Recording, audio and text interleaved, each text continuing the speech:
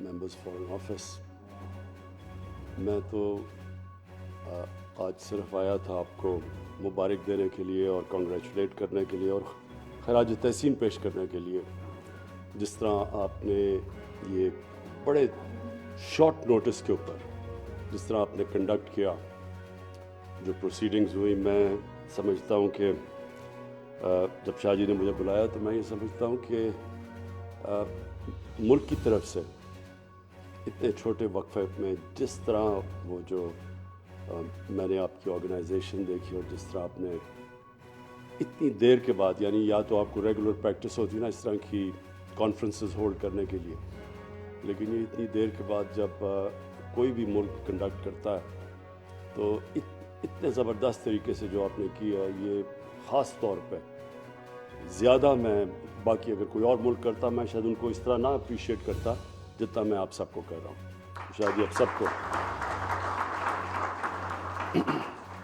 اور جس طرح آپ نے کہا جب یہ نیکسٹ ہماری OIC کی یہاں میٹنگ ہوگی تو یہ آپ کے لیے بڑا اچھا ایک پریکٹس بھی ہوگی کہ اس کو اس سے بھی ہم بہتر طریقے سے کنڈکٹ کریں گے. ہم نے پاکستان کے امیج کو اپنی زندگی میں دیکھا ہے کہ کہاں پاکستان کا پریزیڈنٹ جاتا تھا تو امریکن پریزیڈنٹ اس کو ایئرپورٹ پہ ریسیو کرنے آتا تھا، اور وہ انگلینڈ میں جاتا تھا تو جس طرح کی اس کو ریسیپشن ملی تھی انگلینڈ میں، وہ ہمیں یاد ہے، ابھی بھی اخباروں میں ہم نے دیکھی تھی.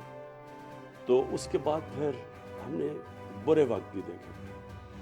دیکھیں، ایک سب سے پہلے آپ کے لیے، کیونکہ آپ جس طرح اوپننگ بیٹسمین ہیں ہمارے، آپ کو ساری جگہ فرنٹ لائن پہ فیس کرنا پڑتا ہے انٹرنیشنل پبلک اوپینین کو. تو ایک چیز پلیز یاد رکھیں کہ جو ملک کی زندگی، اس کا جو سائیکل ہوتا ہے نا، وہ کبھی اسٹریٹ لائن میں نہیں ہوتا، اونچ نہیں ہوتی ہے. انسان کی زندگی میں بھی، ادارے کی زندگی میں بھی، اسپورٹس ٹیموں کی زندگی میں بھی، اور ملک کی زندگی میں بھی. تو یہ جو ہمارا جو ڈاؤن سائیکل آیا، اس کی ہماری اسی ملک کا قصور ہے. ہمیں کسی اور کو بلیم نہیں کرنا چاہیے. ہم نے اپنے آپ کو ہی استعمال ہونے دیا.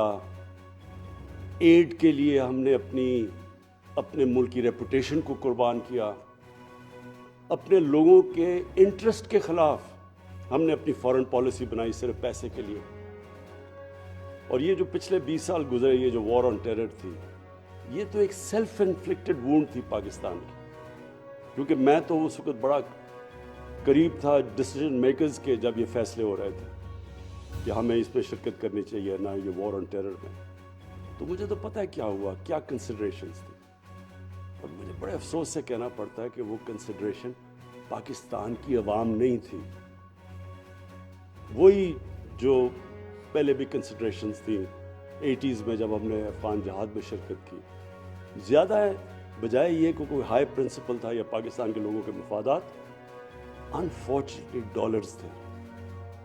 اور جب آپ اس طرح کے فیصلے کریں گے، یہ اللہ کا ایک، جب سے اس نے دنیا بنائی ہے اس کے اصول ہیں. آپ جب اپنے پرنسپل سے ہٹ کے صرف مٹیریل فیصلے کریں گے، مٹیریلزم پہ بیسڈ، اس کا ایک کانسیکوینسز ہے. اور وہ کانسیکوینسز پھر تھوڑی دیر یہ اس طرح ہوتا ہے کہ کینسر کا علاج ڈسپرن سے کرنا، تھوڑی دیر آپ کو فائدہ ہو جاتا ہے، اس کے بعد اس کے نقصانات آپ کے سامنے آنے شروع ہو جاتے ہیں. تو اگر ہم یہ نچلے سائیکلز پہ آتے ہیں، ہمیں کسی کو قصوروار نہیں ٹھہرانا چاہیے. ہم غلط فیصلے کرتے ہیں. اور یہ مجھے بڑی خوشی ہے کہ ہمارے جو 3 سال میں آپ ہم اپنی تعریف نہیں کرتے، لیکن اگر آپ دنیا کی ایٹیٹیوڈ آپ پاکستان کی طرف دیکھیں وہ مختلف ہے. حالانکہ ہمیں بڑا پرابلی پاکستان کی تاریخ کا سب سے بڑا جو ہمیں فائنینشیل کرنچ فیس کرنا پڑا، وہ شاید ہی کبھی کسی گورنمنٹ کو ایسے اس طرح کے ڈیفیسٹس ملے ہوں فسکل اور کرنٹ اکاؤنٹ کے.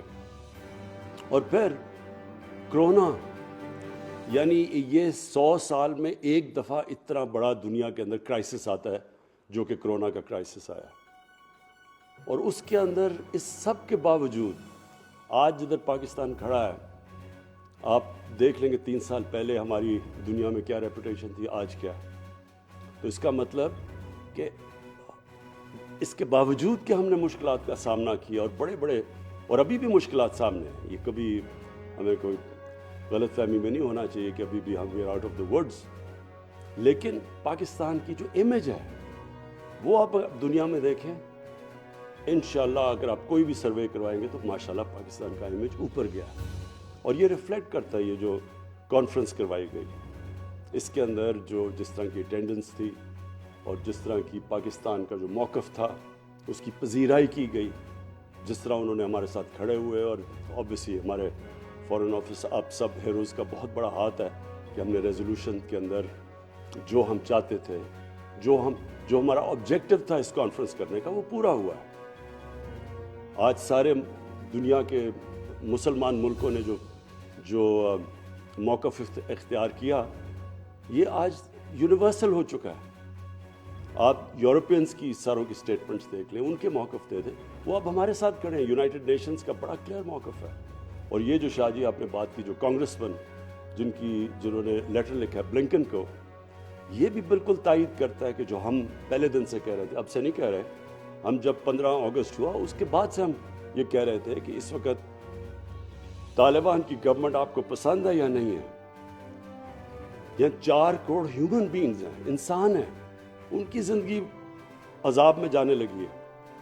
اور یہ اب اکنالجڈ ہے. اب اوبیسلی ابھی بھی ہم نے دیکھنا ہے کہ یہ پوری طرح یہ کانسٹنٹ اسٹرگل رہے گی کہ یہ بالکل جو ایک ہیومینیٹیرین کرائسس جس لیول کا ہونے لگا ہے، اس کے اوپر ٹائم بڑا ضروری ہے کہ ٹائم از دی ایسنس. ہم صحیح معنی میں جلدی ان کی امداد کریں.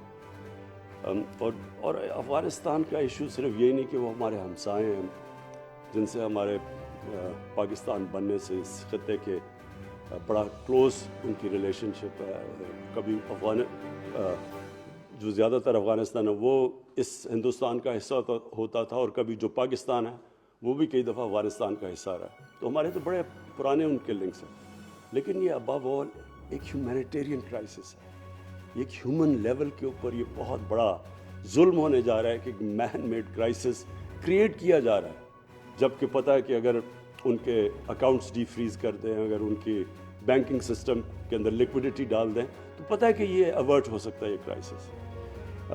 میں فائنلی شاہ صاحب جو بھی آپ نے باتیں کی، میں صرف فائنلی ایک بات کرنا چاہتا ہوں کہ دیکھیں جو قومیں ہوتی ہیں نا، ان کے اندر جب وہ نیچے جاتی ہیں تو ایک بڑا لاس ہوتا ہے، اور اس کو کہتے ہیں سیلف بلیف.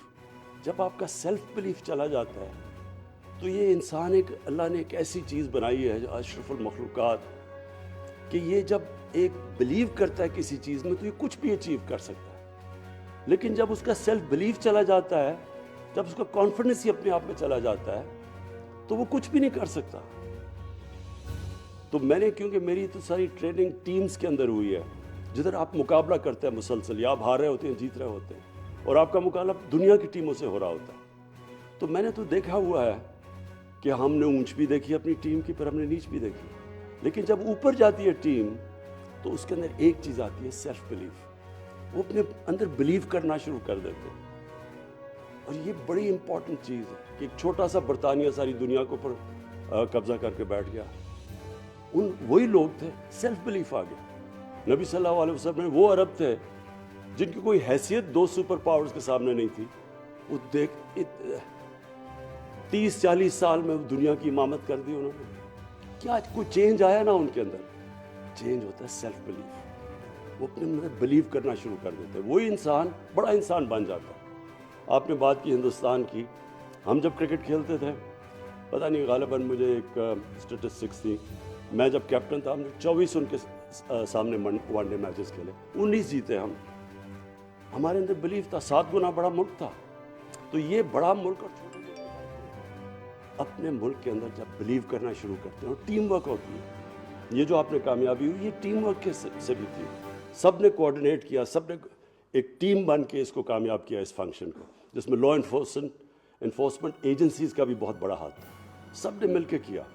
اور میں نے دیکھا کہ سب کو بڑا فخر تھا جب وہ دیکھ رہا تھا, میں اپنے لوگوں کی شکل کو جب دیکھ رہے تھے کہ کامیابی سے کانفرنس تھوڑے ٹائم میں کنڈکٹ کی, تو سب کو ایک اندر بلیف آیا کہ ہم یہ کر سکتے ہیں. خدا نہ خواستہ اگر یہ ٹھیک نہ ہوتی, کوئی کئی چیزیں غلط ہو سکتی تھی.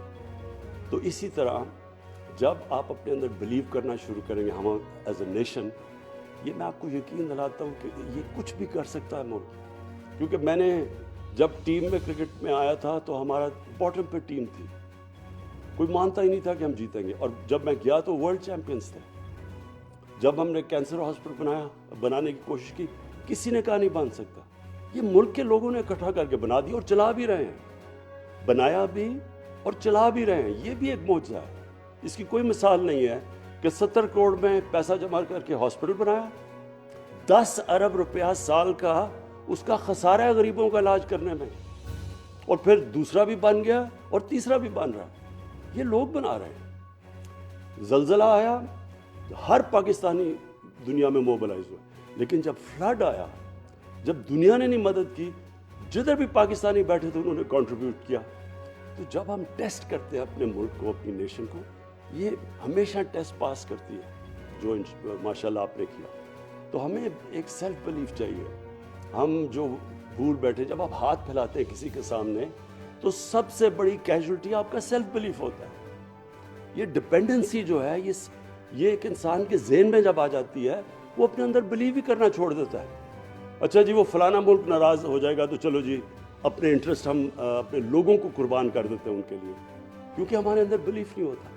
22 کروڑ لوگ, یہ بہت بڑی طاقت ہے.